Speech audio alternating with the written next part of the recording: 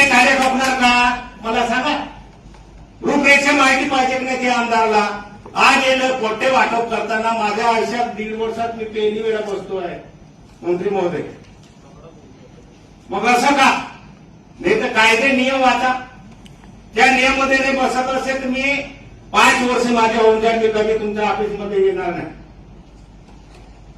आणि माझे अधिकार असेल तर मी कलेक्टर असेल, एसपी असेल का आयुक्त असेल, माझ्या कार्यक्षेत्रामध्ये जर माझे अधिकार असेल तर मला विचारायचं सगळ्या कोणता कार्य तुम्ही काय घेऊ शकत नाही. हे माझा अनुभव